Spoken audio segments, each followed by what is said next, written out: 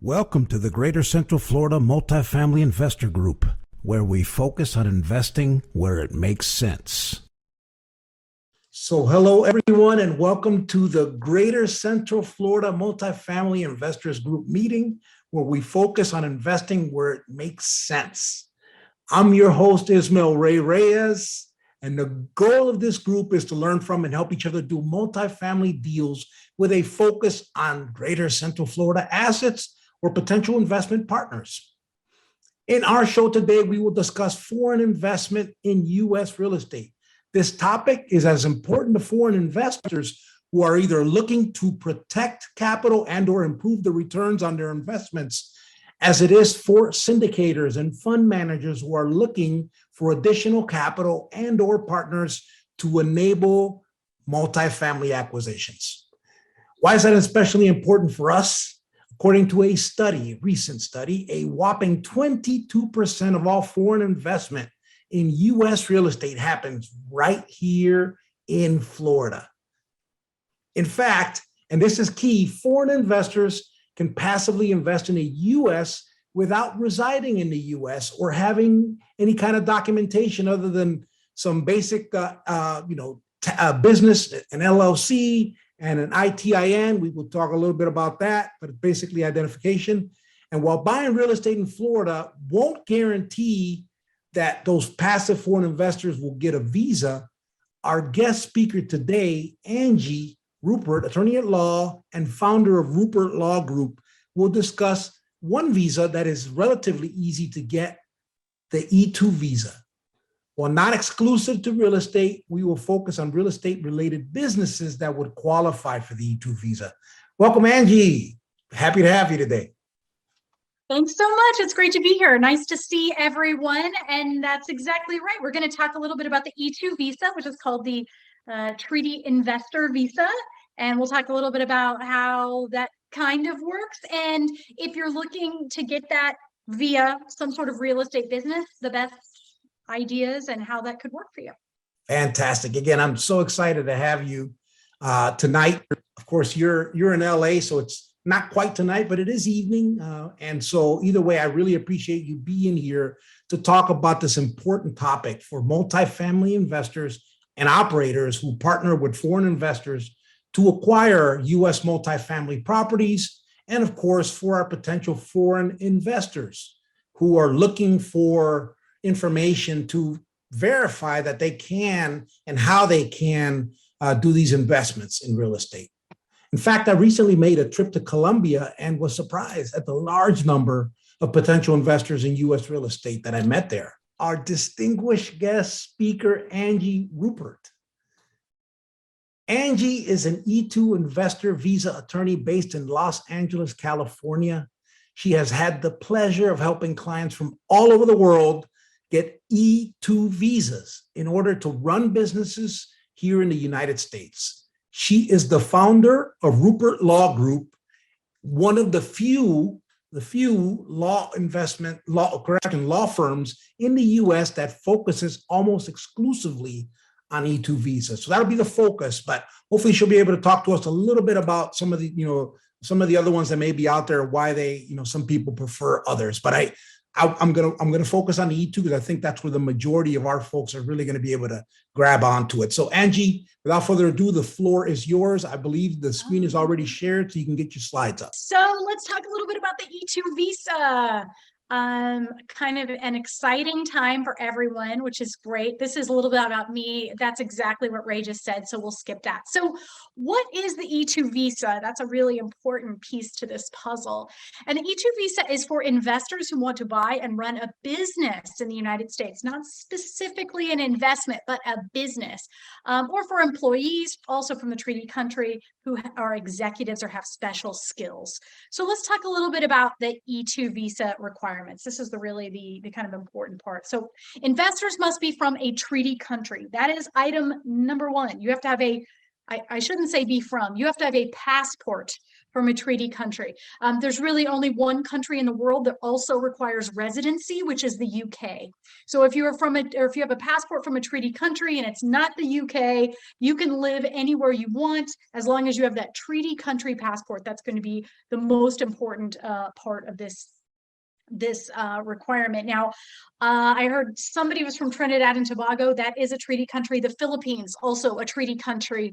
There are like 85 of them or so. So there are a lot of them out there. Those are just a couple that were on the call. So I wanted to kind of confirm that those two are definitely on the list.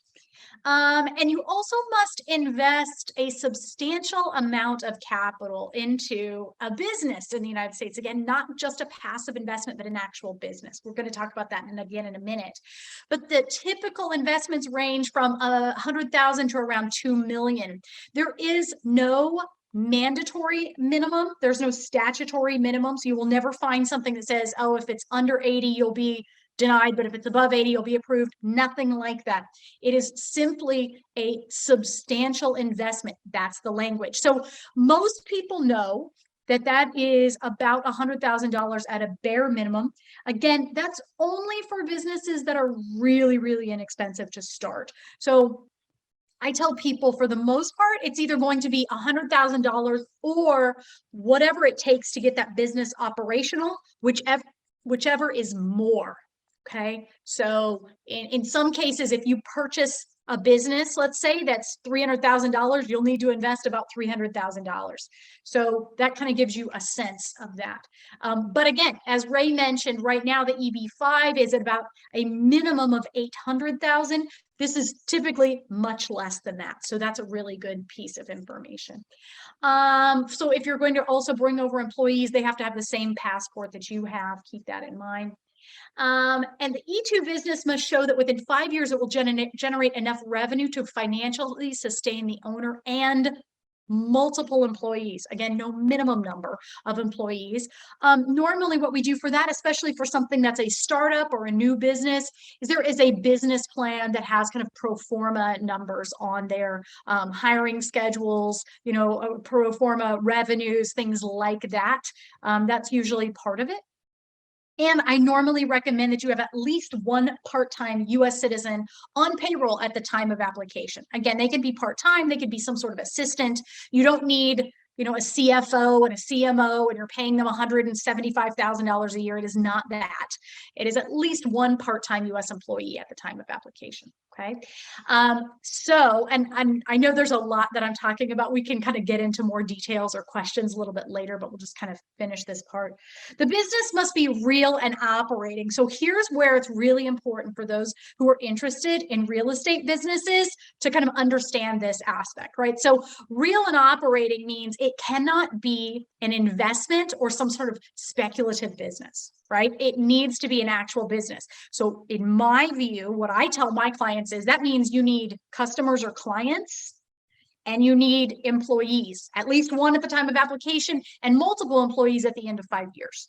So keep that in mind. Those are two things you're going to need to show. Customers or clients that are not you, other people that are paying you to provide a good or service, and at least one employee now and multiple employees within 5 years. Okay. The E2 applicant must be able to show that he or she has the skill and experience to successfully direct and develop the U.S. entity. The great news is there's no specific amount of education or experience within a specific area that's required. Some of you, if you've ever had experience with some of the other work visas from the United States, know that you must have a degree in a certain area and a job offer and this many years of experience and that type of thing. This is not that. Okay, so most people who I say, if you have 10 years of work experience and you have, ever done sales where you can show, hey, I've been able to bring in this amount of revenue, or you've been in some sort of managerial role where you have at least a couple of subordinates and you have at least 10 years of work experience, even if not all of them fit into those two categories, you generally will be okay. I've had very, very young investors, currently in college investors, who've been approved. So again, there's no requirement. These are just kind of rules of thumb. So it looks like most people here have probably been out of college and working for a while. So that's not one of the areas that I'd get really caught up on when dealing with the E2. So let's talk a little bit about application time. This is another big question that everyone says, like, what's the timeline for something like this? Again, much shorter than an EB-5 or any other green card, which usually are a matter of years. The application time here is less than a year, for sure. There are 3 sections to filing for this visa. Number 1 is gathering all the documents that we need in order to prove that you meet the requirements of the E2 visa. Number 2 is our team puts the application together, does all of the editing and that type of thing. That takes about 2 weeks, and then we send it off to the government. The time for processing with the government before you have your interview at a U.S. consulate in your home country will vary considerably based on each consulate. They each have a different processing time. Historically, in 2019, you would see anywhere from, this says 6 weeks, but you would see anywhere from 4 to 10 weeks for an interview. Things are different now, unfortunately. The consulates are working to get back to regular schedule. And if you file in a country that does a lot of E2s, ironically, they actually move faster. The ones that have hardly any take forever. Do not ask me why. That is just the way that it's going. But things do change. About every 2 weeks, they update application times and all kinds of things. So you kind of have to stick with the latest and greatest from the consulates. Unfortunately, neither you nor me will have any control over how long it takes to get your interview, but we do our best to get that application in as early as we can so we can get our place in line. What are the benefits of the E2 visa? One is that you get to choose your business. So as long as it's legal, it is not charitable in nature, meaning, it doesn't have an IRS filing as a nonprofit entity. And you're able to successfully direct and develop this business. You can choose anything you want, including starting your own business, purchasing an existing business, whatever you want. It's very, very flexible. Unlimited renewals. So you can renew this as long as you and the business still qualify and meet all the requirements of the E2. You can renew it for 40 years, as long as you want. Continue to renew. And you can bring your family. So your spouse and any unmarried children under 21 can come with you. The second your child either gets married or turns 21, whichever happens first, they are no longer eligible for the E2. So they will need to figure something else out at that time. But your spouse can be with you forever, as long as everybody still meets the requirements. So now let's talk a little bit about what concerns this group in particular, which are some real estate business options that may work for the E2. So a passive investment is never going to work for the E2. That's not really what this is about. It's about a business. But I've had a couple of people come to me with some ideas, and they have been successful regarding real estate type businesses, real estate related businesses that can successfully get the E2, right? That can meet the requirements. Obviously, everybody's case is different, but this works. I do want to take one step back. There is some really good news for those who do not care about living in the United States, but do want to be a passive investor. And this is something Ray mentioned at the beginning. You don't need a visa for that. That's the great news. You do not need a visa to be a passive investor in real estate. As long as you don't want to live in the United States, you can do that without a visa, right? If you want to live here, then you need a visa. But if you're just happy doing your thing in your home country, but you want to, partner with someone and buy a duplex in Scottsdale, Arizona, go ahead. You don't need any immigration approval for that whatsoever. So that's the good news. But if you do want to live in the United States, you're going to need some sort of visa. So these are one of our options. Again, the investor visa. So for real estate options that might work in order to get an E2 visa, one is property management. So, I think we all know what property management is, right? You get to do all the super fun stuff when it comes to real estate. You get to talk to the tenants. If you're here in Los Angeles, you get to know everything about rent control laws and how they change and how we're going to be in a pandemic for the rest of our natural lives and all of those things. I'm also an investor, if you can't tell. Unfortunately, I invest solely in LA County. That it has been a roller. Change that. Yeah, it's been a roller coaster the last few years for sure. And it is not a cheap ticket to enter either. But so property management, right? So you're dealing with tenants, you've got the crew, the guys that come fix the pipes and mowing and, evicting people and renovating the apartments when people move out and, right? So that's one option. Now, you could also, of course, manage your own building, no problem there, but you will also need to be managing other people's properties that you have no part in whatsoever. That's that part where you need customers or clients that you are going to be providing goods or services for. Okay, so always keep that in mind. Now, whenever you do property management, I recommend at the time of application that you have 3 or 4, maybe 5 other property owners. Of course, the more the merrier. But, for those of you who have relatives that are investors in the United States, friends who are investors, this is where you reach out to them and go, listen, I'm starting this business. I need clients. Why don't you sign a contract with me? That type of thing. So I normally recommend 3 to 5. That way they can see you've got some stuff going. As soon as you get here on that visa, you're going to have even more contracts. So that's one option. Number 2 is a construction company. So sometimes I have people, and this is a little bit different, I think, than the focus of this group, but people who want to, well, I'm going to buy this plot of land outside of Boise, Idaho, and I'm going to build a triplex on it. Okay, that's great. Not really a business though, right? You need customers or clients. At this point, you're just building a triplex. You have no tenants. There's nobody else paying you to provide this service. You're the only client. You're your own client, right?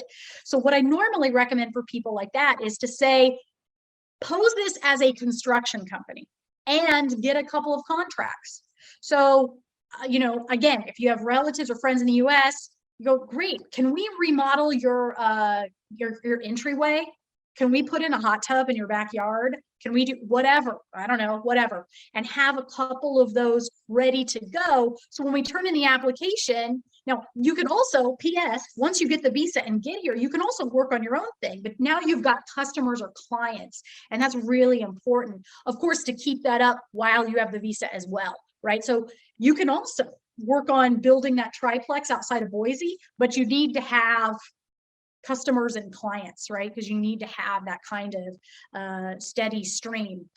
So I normally recommend that at the time of application, you have a couple of either letters of intent that are signed by clients or actual contracts at that time. So those are some of the main ones. Now, another one that I didn't put here, Ray and I discussed it a little bit on our call last week, is a consulting business. Now, he mentioned putting together funds and things like that. So that is a possibility, but remember, you have to meet the exact same criteria, right? So if your thought is, hey, I've got 2 or 3 buildings outside of Lincoln, Nebraska, and great, I want to live in the US, what am I going to do? You can do a consulting thing where I'm going to put together funds because I want to invest in even more things. And when I get to the US, I'm going to start to try to meet all these investors and put some things together. And we're going to buy something in Peoria, Illinois, which is the hottest thing ever, whatever. Great. Fantastic. But again, you need customers or clients. So you need some other people that might participate in that fund to hire you as a consultant. Hey, this is what I'm going to do as part of my consultancy. I'm going to find other investors. We're going to invest in real estate. We're going to manage the properties that we purchase. We've got these other things. There could be a variety of different things. Just keep in mind, you're still going to need to invest a minimum of $100,000 in that business, not in the property. In the business, you're going to have a couple of contracts with people who are not you and you have no ownership in their properties, in their funds, that type of thing. So those are kind of the options. I'm sure that is as clear as mud, and hopefully it made a little bit of sense. But with that said, that's kind of the overview. Great. So now that I'm back, I can send everybody a link in the chat so you can check it out there. There you go. So now everybody has that link. You can look at all of the countries that are eligible for E2 visas. Awesome. That is fantastic. That's very helpful. I was, and after we talked, and I'll do this, I'll ask a few questions just to let other folks to kind of get their thoughts together and maybe get some questions. But I was thinking, okay, so because there are some things that you just have to be creative with this. And one of the things that a lot of operators do, like myself, is we get vertical integration in our businesses. So, for example, we do our own asset management. You can also hire third party asset management. We can do, some operators have their own property management company. Sometimes they outsource that. One of the things that I think would be very useful for a lot of folks is marketing companies. We do a lot of marketing. We market, assets. Sometimes we want to show what the inside of the properties look like to Yes. current investors and potential other investors. Those are all easy ways where you can create a business that is Yeah. not necessarily a real estate business, but you can easily integrate that into a Yeah. larger, uh, it's not a business, but just overall presence and other things that you're doing. I mean, I know a lot of entrepreneurs, we have multiple businesses. So it'd be very simple to start one place, vertically integrate or horizontally integrate into something else. And I think those are good ways. Yes. Yeah, I think you're right. And those are the types of things that when I was kind of mentioning the consulting company, you could, everybody's worked with a consultant at some point on something, right? So you know that they don't always just like, well, we just do this one thing, 2 to 4 units, marketing. Like, no, you could do, as you said, asset management, you could do property management, you could do marketing. There's a million things that kind of go into where your clients would be investors, right? That does not preclude you from also investing. Now you just have clients, so you have a business, which is what you're going to need to do the E2. But now you're close to all of your investments. You can pick other stuff up, as the years go along, and you're living in the U.S. running a real estate related business and still pick up investments and do all kinds of stuff. Sure. Excellent. And I'll ask one more question, then I'll turn it over to see what else is in the audience's minds. But you mentioned this $100,000 number, and I know that's kind of a target, not necessarily fixed number. But talk to us about some ways that people that have businesses that don't require $100,000 to start up. I can think of all kind of businesses where you can start on a shoestring. How do they do that? How do they start some I don't know, lemonade stand type business that requires $5,000, and how do they turn that into this 100,000 that you kind of need to Yes. qualify for this E2? Absolutely. So yeah, that is a very common question because I get a lot of startups, actually a lot of people doing startups, and they're not sure how to spend the money. So this is very, very common. What I normally tell people is to write down everything you think you're going to need for this business for the next 12 to 18 months and buy it up front, right? So for example, you're going to get a very small office, fine, just a kind of a one desk thing. You have some sort of kind of physical presence in the US, pay for a year up front. Or maybe you kind of upgrade a little bit. Like, if I already live there, maybe I would get like a one desk, but I'm going to get like a slightly larger office in a nicer building and I'll pay for a year up front. I already have a laptop, but it's a couple years old. Maybe I'll get like the upgraded version and I'm going to buy 2 extras because I know I'm going to have employees within the next 12 months. So I'll just buy those now. I already have an iPhone, but I could get a work related one that's just for work, and I'll buy my employees one. So I'll buy 2 of those now. Things like I'm going to be doing marketing online. Whatever. I'm going to buy a bunch of Google ads. Google will accept you to kind of front load some of those payments along with Facebook and that kind of thing. So those can work. Also, other consultants, right? So let's say you're going to do property management and that's what you want to do. You're going to need some kind of website or something. So pay a company in the United States to build a website for you. You can do that too. So there's, or if you're going to go to some trade shows, right? If you're going to go somewhere and, there's an investors forum in Orlando coming up in November, and it's like a 2-day thing. Get us a booth there, right? Pay for a space to go to that thing and try to get new clients or whatever. Anybody that's been to conferences or what have you knows, those booths are really expensive, whatever. So those types of things, and everybody's is going to be a little bit different because everybody's kind of got a different idea, but those are some examples of things that I tell people. Yeah. I just thought of one that's kind of interesting, and I'm sorry, I gotta bring it up because it's kind of on my mind. Drone footage company where they literally go out and you're flying and you're doing the overview on properties that people are either buying or selling. I think that is much more prevalent now, and I could see that being something completely related, but Yeah. vertically. So yeah, Right. And that would be maybe part of that consulting company where you're doing the marketing, right? Like we have a professional. Now, here's an example. I mean, whatever, right? So you go get some drone, whatever. But I mean, I suppose you could get a $200 one and you could probably get a $2,500 one or maybe more. I don't know. But you go get a really good drone with a camera and what have you. Then you go get a professional camera for the interior pictures. I mean, you can take it on an iPhone, but there are better cameras out there, right?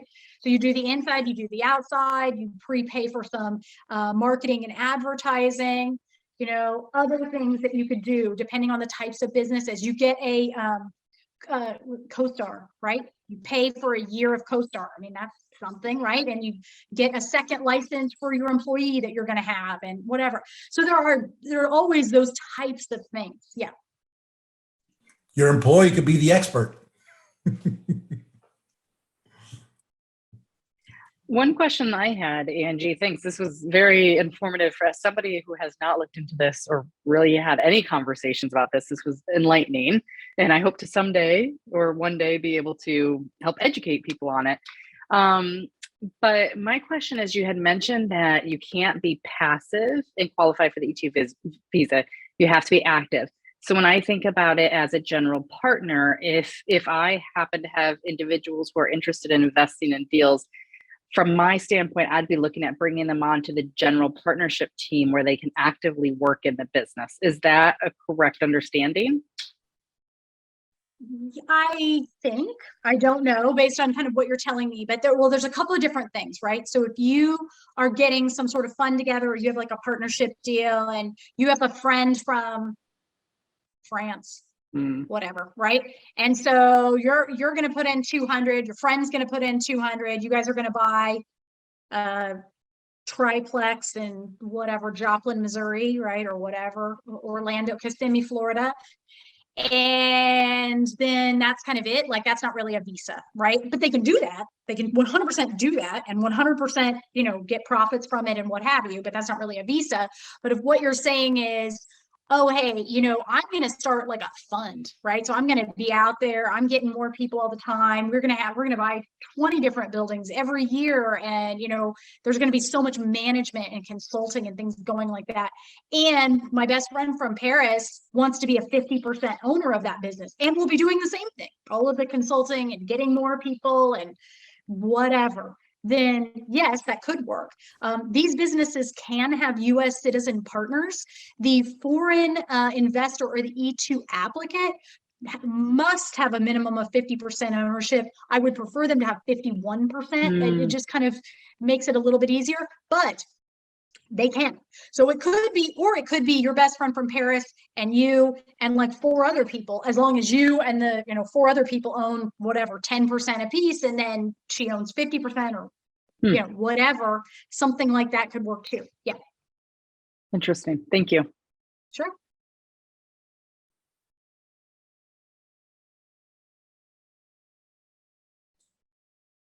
So I have a question with respect to the time frame.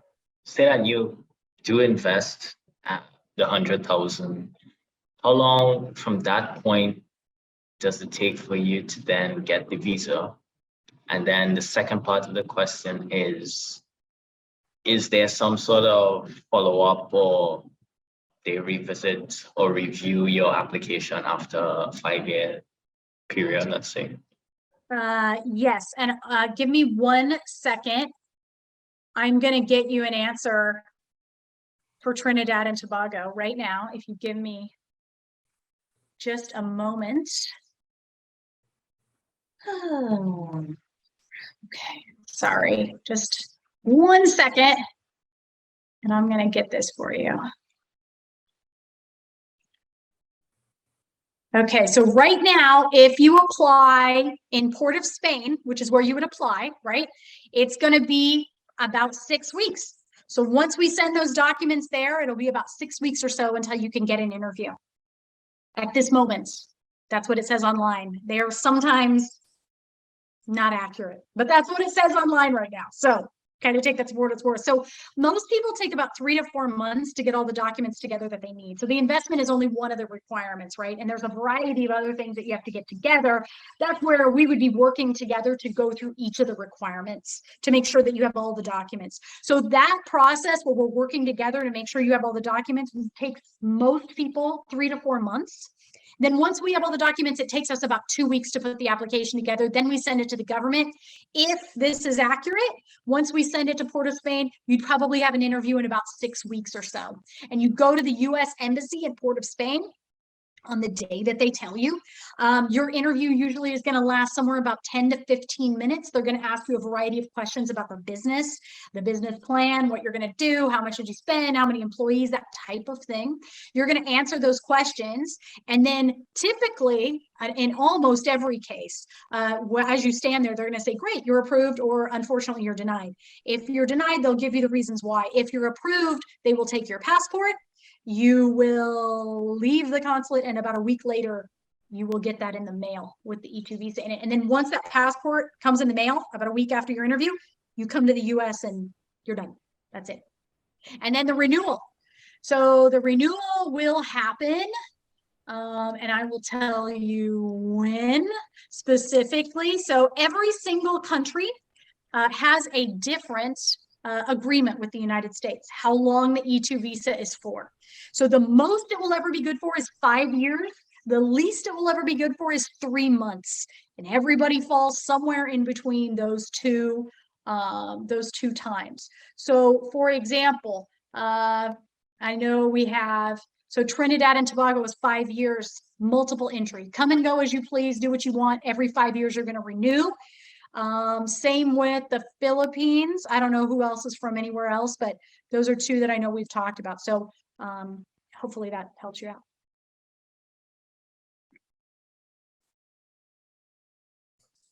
Can I ask a question?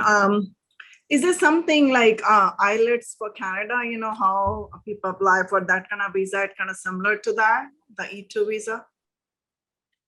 Sorry, say that one more time. I think it's called IELTS or something, that people apply for that online or through some agent, because they're starting a business, you know, and that's how they get the visa and they come to Canada. Because I never heard about the E2. Oh, Canada, I don't know. Canada has their own investment visas that have nothing to do with the United States, and I don't handle Canadian investments.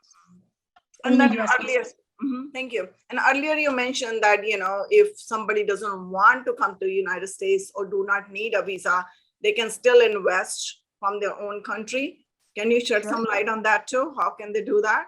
Or any such special requirements or anything like that? Yeah, that actually might be a better question for Ray, because he's going to be the one that knows the requirements for actually investing. But you do not need a visa for it. That I can tell you. Now, how you're going to qualify for a loan if you're not a resident and different things like that, that's really going to depend on the lender. One thing that I think you'll find in the United States is there are a few, and maybe Ray knows some, I don't work with any in particular, but there are a few places that understand a little bit about visas.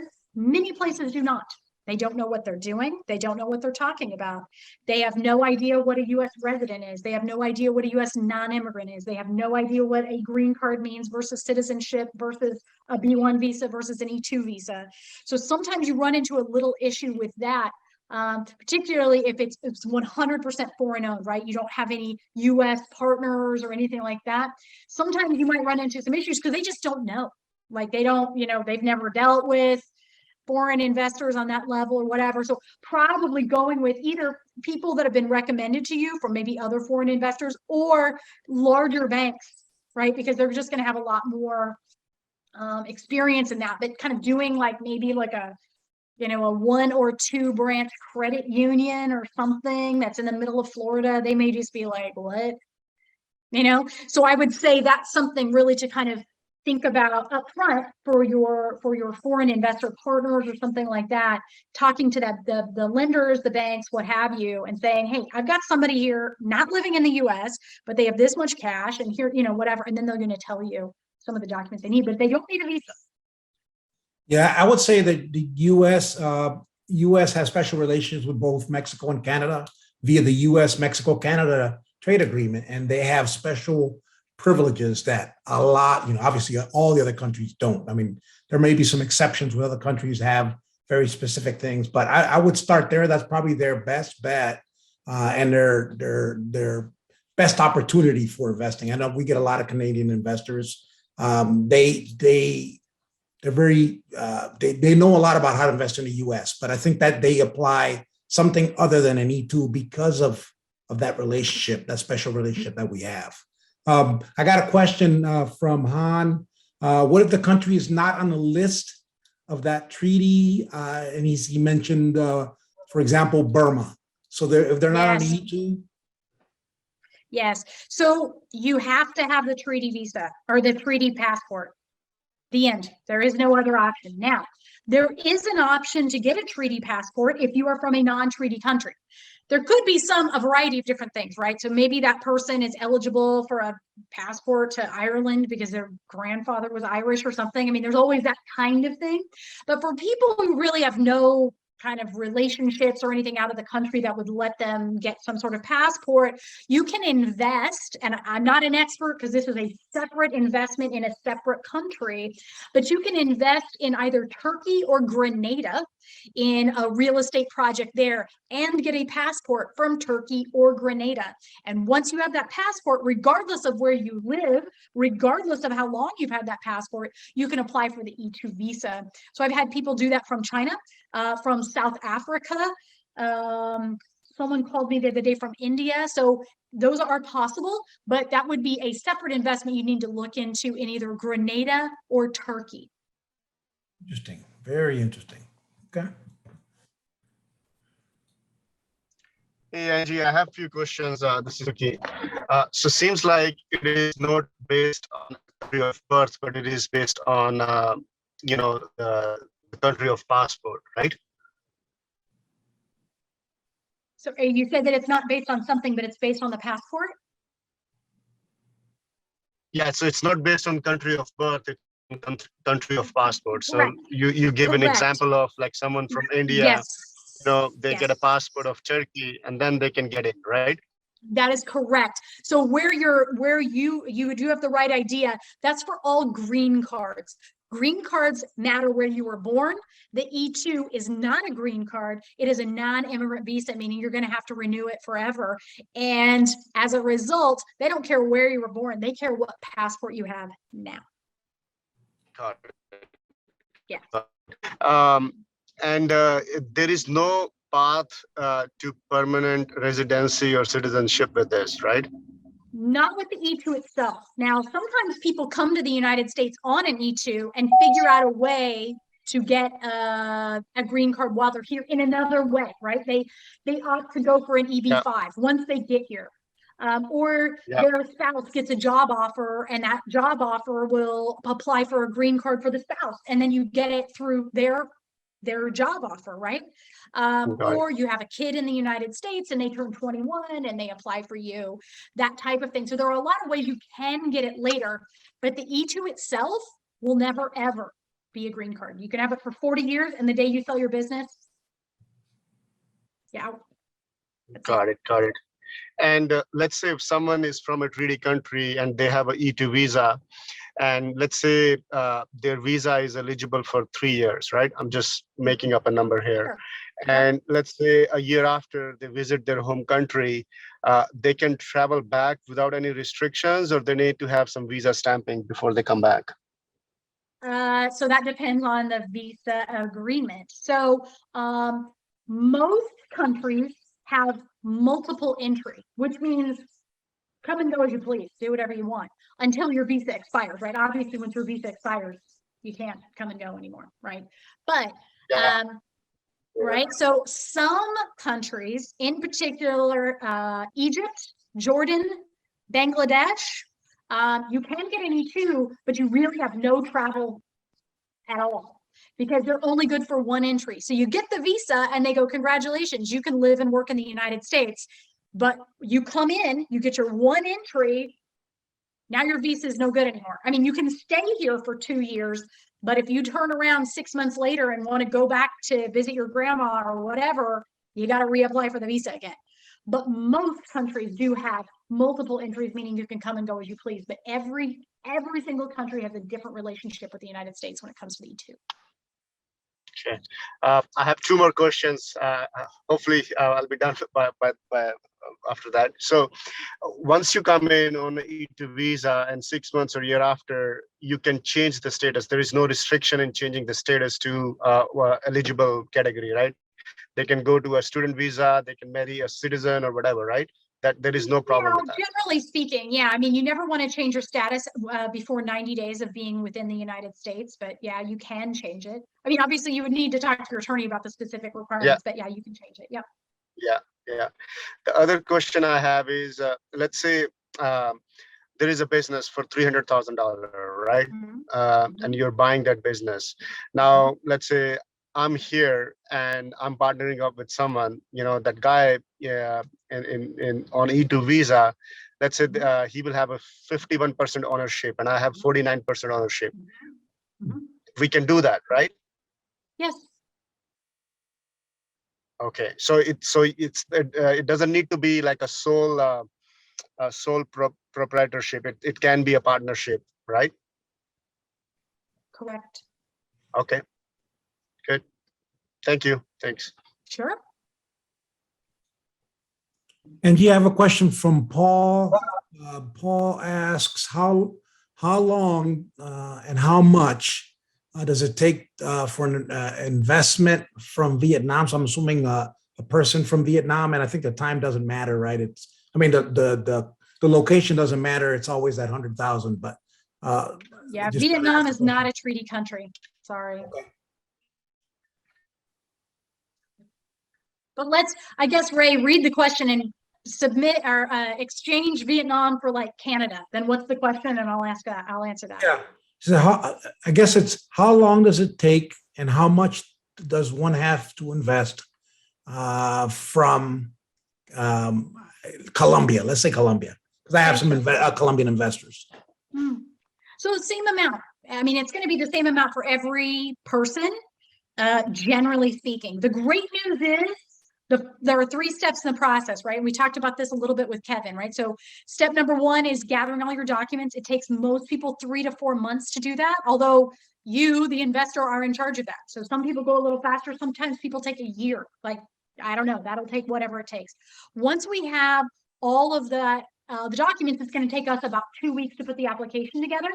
Then we send it to the government. Now, the government has their own timelines, which we have no control over whatsoever. And that's going to vary from consulate to consulate, country to country, particularly after COVID. Things are trying to move forward, and there are some that are actually almost back to regular time. There are some that are essentially closed still. Why? No one knows. So that's just a case-by-case basis. As far as how much is the investment, it's the same. If they own 51% of a $300,000 business, they need to invest $160,000 as a minimum. Angie, a couple of more questions. So let's say a business is $300,000, right? And can we have like a lending in place, like, or it has to be a cash transaction? Oh, no, you can't have any loan based on the business. They can have a loan based on personal collateral, right? So, I have a house in Bulgaria and I am getting a second on it, right? Whatever, fine, but nothing to do with the business itself. It has to be based on the personal collateral of the investor, period. Okay. And let's say, if you look at the process is you identify the business, you put an offer for the business, right? And then you start your E2 process, or you need to have the business already purchased and then you start the I always tell people you should know what business you're going to buy or start, and know that you have access to your funds. Once those 2 things are done, you should call an attorney before you put in an offer, before you purchase the business, because all of the documents, they all depend on each other, right? So once we start document gathering, you need an attorney. So once you figure out this is the business I'm going to start or buy, and this is how much money I have access to within the next, 8 weeks, that's when you hire an attorney. Yeah. Got it. And you mentioned earlier about Turkey or some other country.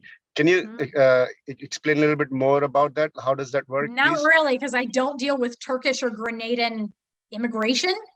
Although there's a lot of information out there about investing in Turkey and Grenada to get the passports. Lots of people do that. So Really? it's definitely out there. Yeah. Okay, got it. Okay, thank you. Yeah. And you have a question from Scott. In your experience, is it easier for the E2 applicant to get the visa if they are buying an existing business or if they are starting one? It is not easier as far as I wouldn't say there's a higher percentage approval rate for either one. I've had both approved many times without problem. It's really if you can prove the requirements and your timeline. So sometimes startups take a little bit longer.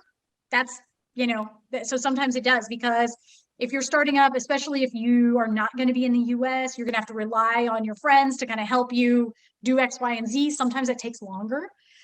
So that's a consideration. But as long as you meet the requirements, I mean, I've had many of both approved without issue. So it's much more about meeting the requirements and your personal kind of timeline than anything else. Oh, okay.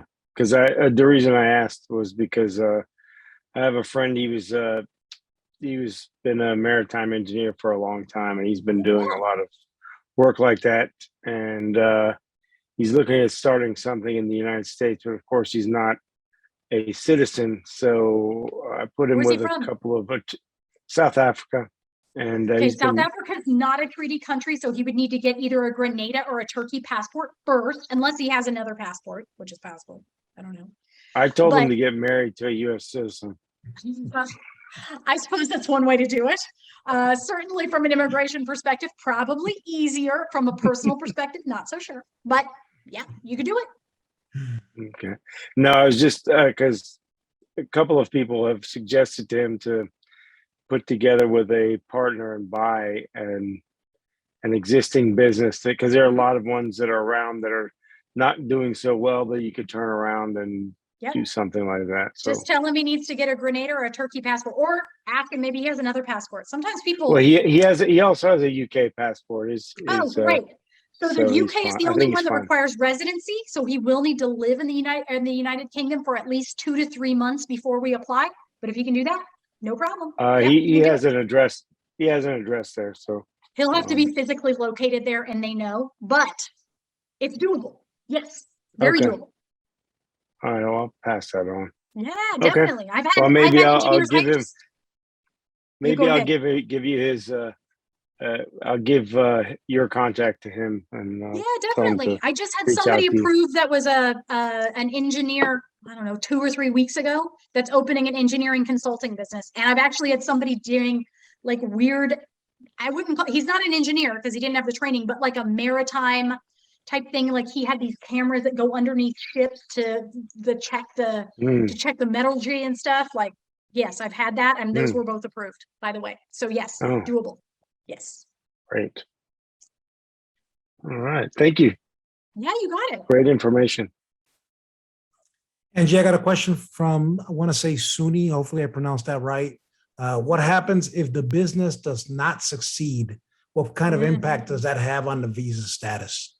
It has a very bad impact on the visa status because you have to meet the requirements at the time of renewal. Now, the good news is a lot of times you'll have several years before you need to renew. So, if things are not going so hot, the first, 18 months, you still have time to kind of turn it around and get your documents together. But that's going to be part of that renewal process is you have to show, the last 2 or 3 years of tax returns, last 2 or 3 years of W-2s, things like that. They usually are pretty lenient up to 5 years. Once you've been operating for 5 years, it needs to be working. But yeah.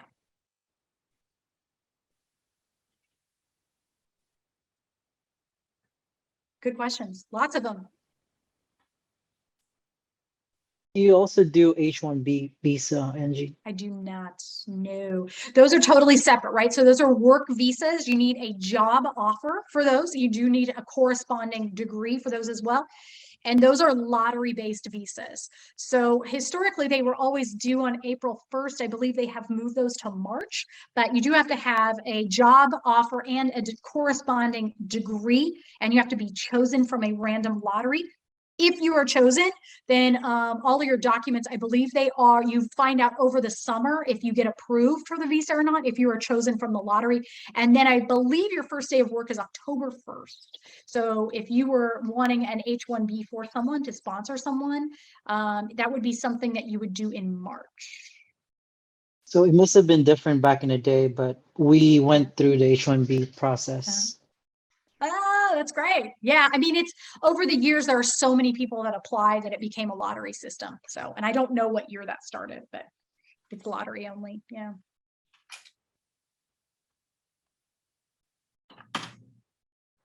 All right. Do we have any other questions? Let's see here. Let's see if I have any other questions. Okay. Employee versus contractor. I know you said you had to have an employee. What if you hire a contractor? Like if you have a contract, a 2-year or 3-year contract with someone to do something, does that count in lieu of an employee, or do you still need a physical? I usually say that you should have an employee like actually on payroll, even if that's like your assistant or something. It doesn't have to be a huge deal. But I normally tell people at the time of application and certainly at the time of renewal, because they want to see those W-2s, not 1099s, right? Or W-9s, right? So they want to see W-2s. I recommend it because contractors actually are great because they can help to fulfill one of the other requirements, which is the investment. So if you have like, oh, we're hiring this, Reyes Real Estate LLC to do X, Y, and Z for us, or we're hiring, Kelly's Marketing LLC to build us a website or whatever. Those are actually part of the investment. The employees, the payroll, not part of the investment, but goes to show the marginality requirement. So they're both useful and helpful. They just go to show different requirements. Interesting. Okay.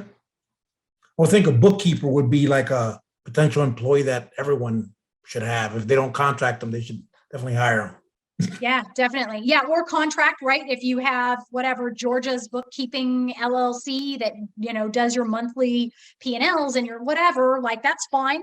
Sometimes I have that and I tell people just pay them for a year up front, like, oh, they charge us $400 a month. I was like, okay, just pay them for a year. They'll take your money. Trust me. People are thrilled to get paid for a year in advance. So don't worry about that. They'll be happy. And then you can use that as part of your investment. Or if you hire a bookkeeper part-time and you pay them $25 an hour and they work 19 hours a week, then great, put them on payroll. That'll count too. Yeah. All right. Hey, Angie, this is Sunny Sidhu. I do have a quick question. I want to check with you if you do anything on EB5 side of the things. And just to give you some, okay, yeah, just to, I yeah, have a just, colleague who handles some of those. As you know, EB5 has gone through a lot of like weird and tumultuous times in the last year. Right. So things seem to be looking up and things are getting a little bit better. It's still a little weird out there, but I anticipate in the next 6 months or so, it's gonna be a lot better. But it's a weird time for EB5s.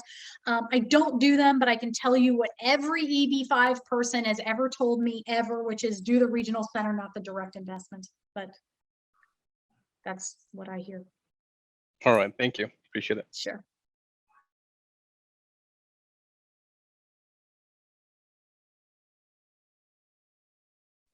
Okay. Well, we're out of time. I can't believe it. This has gone I can't way believe too it either. fast. It was a whirlwind. All right, Angie, I think it was on your briefing, but it would be probably good if you just mentioned where people can get a hold of you again, and maybe put it in the chat. And those that haven't saved the chat, go ahead and click on those 3 buttons down below, bottom right, and save the chat so you have that. Yes, I just put my email, which is arupert@Rupert Law Group. You can go to rupertlawgroup.com and there's tons of information there. In addition, there's a form you can fill out, whatever. You can reach me that way. My email address is there. Of course, I'm on LinkedIn too. I don't check LinkedIn as much, but at least you can get my contact info and email me. Yeah, and Han, thanks for your service. I really appreciate that. I wanted to get that in before the end of the call, but thanks for everybody. I mean, it was great to speak with everyone. And yeah, if you have any questions, or if you have I've got this business partner, but he wasn't able to join or she wasn't able to join, can you, whatever, shoot me an email. We can get something on calendar where we can talk specifically about the issues in your case too, right? Because I know everybody's kind of got a few questions about specifics, so we didn't get to cover everything. So happy to do that. Reach out anytime. Let's do it. Awesome, Thanks, Angie. Angie. Well, for the entire group, before we disconnect here, next meeting is August 15th. That's Monday, August 15th. We're going to be talking about regulation crowdfunding, regulation CF, something that is now becoming a little bit more palatable for syndications because the threshold has gone up of the money that you can raise using that Reg CF fund. And so I'm going to leave it there. Angie, thanks a million. That was fantastic. I'm going to get a hold of you, by the way, because I know I'm going to have somebody that's going to ask me something, or I'm going to have some investor ask me something. And it's always great to connect with good people that are willing to provide value like you have. And so thank you very much. Guys. Thanks so much. This is what I do all day, every day. So it was really a pleasure to be able to talk to people who are interested, and happy to help in any way. And again, it's just rupertlawgroup.com, 1P. And that's it. Reach out anytime. All right, Angie, thank you very much. Thanks, and for everyone guys. on this call, until the next meeting, invest where it makes sense.